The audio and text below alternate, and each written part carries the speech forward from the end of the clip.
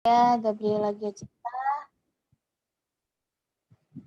Asal saya dari Bogor. Saya sudah bekerja sebagai guru. Sekian dan terima kasih. Oke, terima kasih. Siapa ya yang belum ya? Rio bersama dengan David yang belum ya? Siapa lagi ya yang kira-kira belum? Yang perempuan-perempuan sudah semua ya? Saya belum, Pak. Oke, baik. Oh ya, silakan. Agatha ya? Oke. Silakan, Eunike.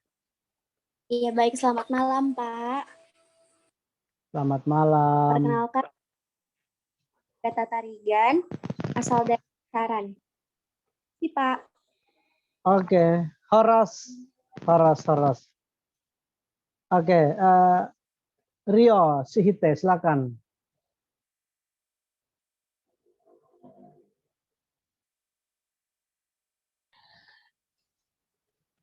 Perkenalkan, nama saya Rio Wenat Siti, alamat Dolok Sanggul. Terima kasih, Pak. Oke, Horas. Oke, David tidak bisa buka ya, apa mungkin lagi sibuk ya, tidak apa-apa. Nah, saya panggil teman ya, teman-teman dikasih Tuhan. Senang sekali saya bisa berjumpa dengan kalian semua di Zoom, anak muda terberkati. Ya, ini adalah sebuah kerinduan saya bersama Kak Christine, bersama Gabriela ya. Jadi kita, dan juga saya pikir kita semua. Jadi ini adalah kerinduan kami untuk menjadi berkat bagi anak-anak muda di seluruh Indonesia. Jadi kami melalui pelayanan anak muda terberkati, kami rindu supaya kita anak-anak muda menjadi berkat. Dan melalui perkumpulan ini juga kita bertemu bersama-sama, walaupun berbeda suku, berbeda tidak berbeda agama ya, kita semua satu agama. Walaupun berbeda tempat, tapi saya percaya melalui Zoom meeting malam hari ini, kita boleh dipersatukan untuk saling mengenal. Selain mengenal juga kita saling menyapa dan juga belajar firman Tuhan dan saling mendoakan. Jadi kerinduan kami kiranya melalui setiap perkenalan, setiap perjumpaan, bahkan doa-doa dan firman Tuhan, kita bertumbuh menjadi anak-anak muda Kristen yang diberkati oleh Tuhan. Sesuai dengan tema kita dari anak muda terberkati, artinya dimanapun kita berada dalam situasi apapun, kita diberkati oleh Tuhan. Nah, sesuai dengan tema kita malam hari ini, saya akan bicara satu tema, yaitu tentang 2 tahun bersama dengan Corona. Nah, teman-teman dikasih Tuhan, sudah lebih ya, saya pikir sudah lebih dari 2 tahun kita tanpa sadar ya, kita sudah hidup bersama-sama dengan Corona, dan itu adalah sebuah persoalan bagi kita. Ya, itu adalah sebuah persoalan. Tapi saya pikir bagi orang Kristen, orang percaya, itu persoalan itu biasa ya. Karena di dalam Alkitab pun sudah memberikan kita solusi bagaimana ketika ada persoalan, ketika ada tantangan, ada ujian, Alkitab memberikan kita solusi. Nah, malam hari ini kita akan belajar satu tema. Ya, kita akan belajar satu tema. Nah, apa kelihatannya? Bisa kelihatan ya? Oke. Apakah kelihatan di layar HP teman-teman? Kelihatan, Kak. Bisa ya? Pak. Oke. Suara saya juga jelas ya? Kelihatan, Pak. Jelas, Pak. Oke. Puji Tuhan. Nah, 2 tahun bersama Corona. Ya, saya pikir Corona ini adalah sebuah persoalan bagi semua orang tanpa memandang usia. Jadi Corona ini adalah sebuah virus menyebar. Dan saya pikir Corona ini juga telah mengubah tatanan hidup manusia. salah satu caranya atau salah satu hal yang paling nyata di dalam kehidupan kita adalah misalnya begini ya. Dulu kalau kita bepergian untuk mengunjungi keluarga, misalnya dulu dari Jawa ingin pergi ke Medan, wah, keluarga kita itu senang sekali menyambut kita. Wah, ada keluarga saya pulang, mereka datang bersalaman sambil berpelukan. Ya, banyak hal. Tetapi semenjak ada corona, misalnya ada keluarga kita yang datang dari jauh, ya kita nggak bisa berpelukan dengan mereka, kita nggak bisa selamat dengan mereka. Paling kita hanya masuk di dalam rumah, malah kita takut. Kalau dulu keluarga kita datang, kita senang. Sekarang kalau keluarga kita dari jauh datang, kita merasa takut sekali. Jangan-jangan dia bawa virus. Itu yang kita pikirkan. Dan corona ini adalah virus mematikan karena dia menyerang ya. Nah, corona datang tak diundang ya. Ya, corona datang tak diundang. Siapa sih yang pernah mengundang? Saya pikir dia datang tiba-tiba. Kalau mungkin seperti pemadam kebakaran, itu ada bagaimana tata caranya, ada pelatihan. Jadi sebelum tim pemadam kebakaran keluar untuk mengeksekusi kebakaran-kebakaran baik itu rumah ataupun hutan atau apapun itu, mereka ada latihan. Tetapi corona ini tidak ada latihan. Sehingga ketika ada corona datang menyerang, banyak orang merasa tidak siap. Ya, baik dari orang tua, anak-anak muda, anak-anak kecil juga merasa tidak siap. Sehingga banyak terjadi persoalan. Dan corona ini juga menyerang sangat garang. Tidak memandang usia. Dia juga tidak kenal ampun.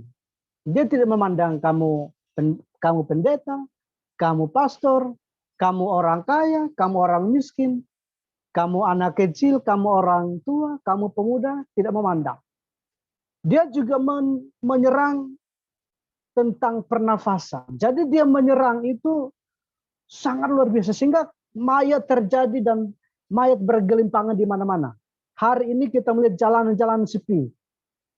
Atau tempat-tempat yang ramai sekarang menjadi sepi. Ekonomi juga sekarang bagai mati.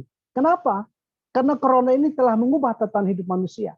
Banyak orang merasa tidak sanggup lagi untuk membayar gaji anak buahnya. Atau banyak perusahaan juga sudah merasa tidak sanggup membayar biaya daripada karyawan, sehingga banyak orang yang di PHK. Dan akhirnya terjadi pengangguran di mana-mana. Anak istri, jadi ketika orang sudah bisa tidak bekerja, banyak pengangguran di mana-mana, apalagi yang sudah punya istri, ya istri-istri sama anak mulai menjerit.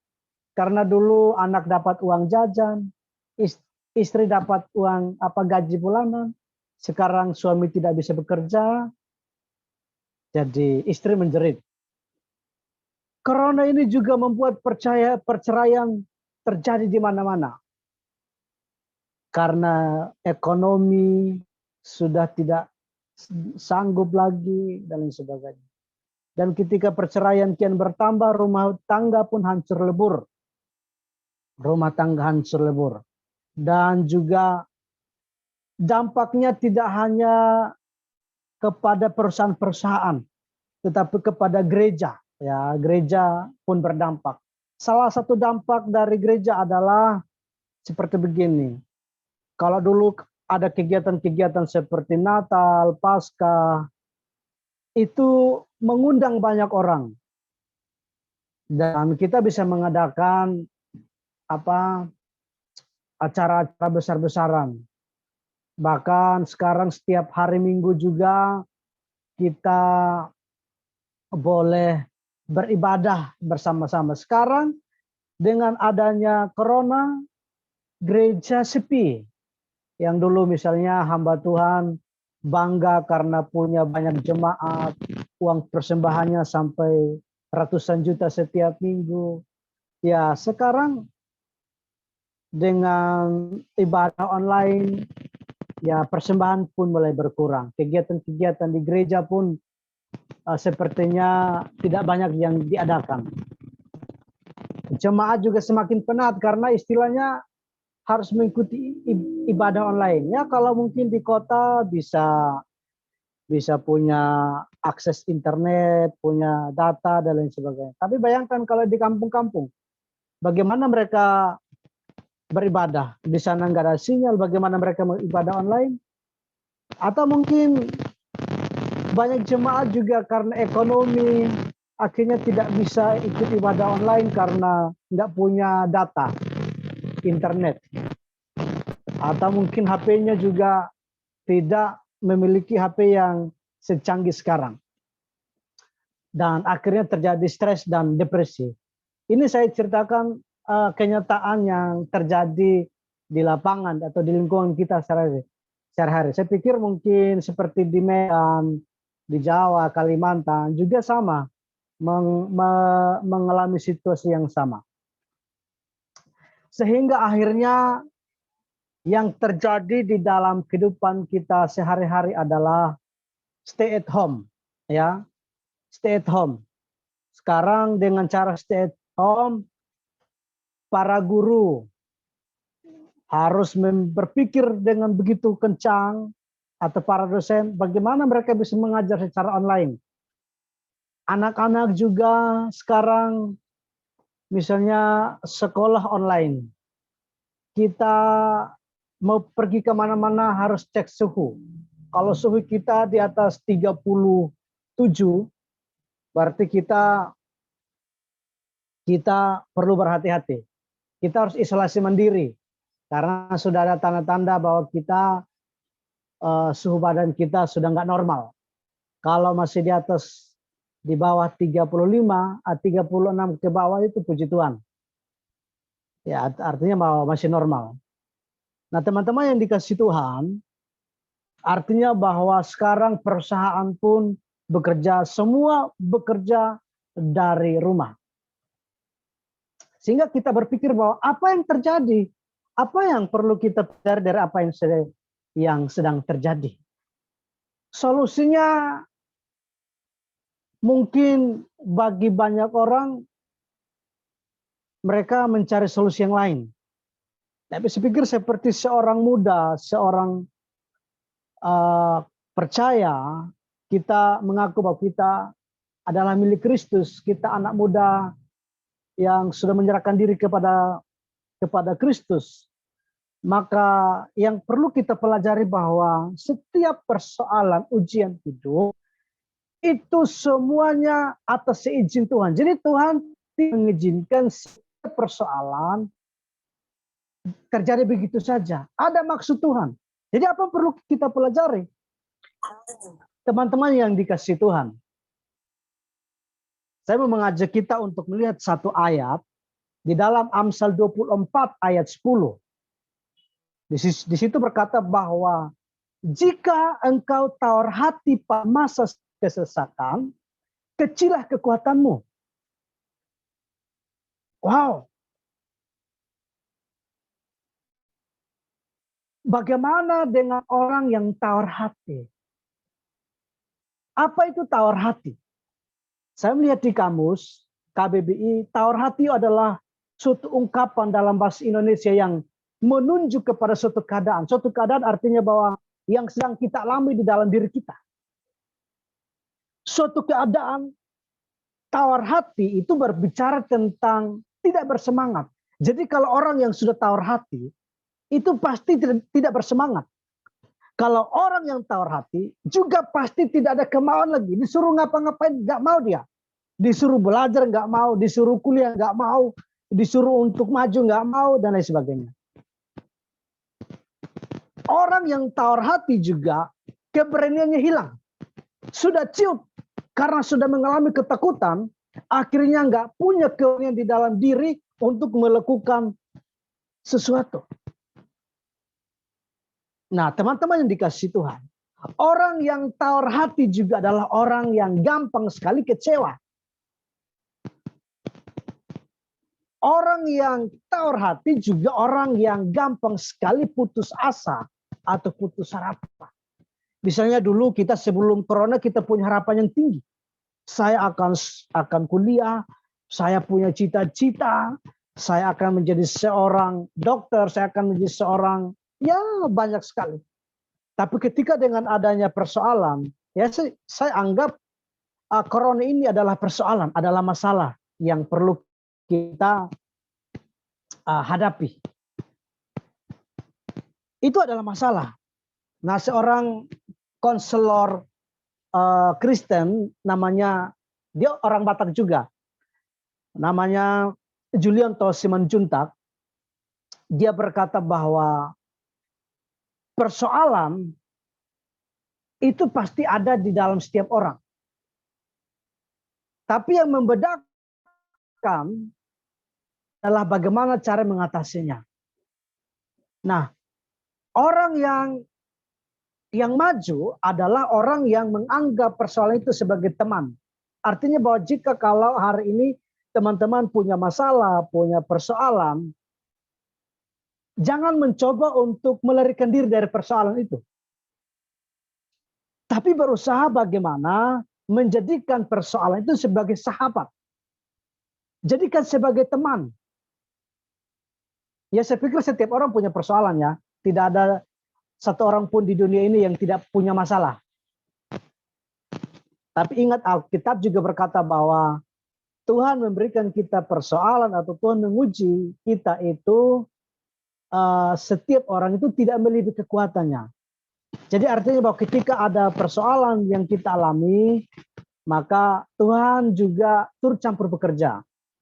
Maka kalau kita baca di dalam Roma pasal 8 ayat 28 berkata bahwa kita tahu sekarang bahwa Allah turut bekerja untuk mendatangkan kebaikan bagi orang-orang yang mengasihi Dia, yaitu bagi mereka yang terpanggil sesuai dengan rencana Allah. Artinya bahwa sampai hari ini Tuhan masih bekerja, membantu kita, bekerja bersama-sama dengan kita. Nah, bagaimana Tuhan dapat bekerja? Yaitu Tuhan biasanya bekerja berdasarkan apa yang kita lakukan. Jadi kalau hari ini kita adalah anak-anak muda yang mengasihi Tuhan, anak-anak muda yang sungguh-sungguh hidup di dalam Tuhan, anak muda yang punya prinsip, punya komitmen untuk terus mengasihi Tuhan, maka Tuhan akan kerja bersama-sama kita untuk memberikan kita jalan keluar atas setiap persoalan yang kita alami. Nah, teman-teman yang dikasih oleh Tuhan Yesus Kristus, yang perlu kita ketahui adalah mengapa sebagai orang percaya kita tidak boleh kecut dan tawar hati. Yang pertama adalah karena adanya Tuhan. Tuhan ini berbicara tentang Allah pencipta langit dan bumi. Tuhan ini berbicara tentang satu pribadi yang menciptakan Anda dan saya. Tuhan ini berbicara tentang satu pribadi yang berkuasa untuk mendatangkan kebaikan maupun mendatangkan malapetaka. Tuhan ini berbicara tentang satu pribadi yang hidup di masa lalu dan hidup di zaman sekarang. Tuhan ini berbicara tentang pribadi yang mencipta. Ingat bahwa di dalam Kejadian pasal 1 ayat 26, 27 dan 28. Kejadian pasal 1 ayat 26 berkata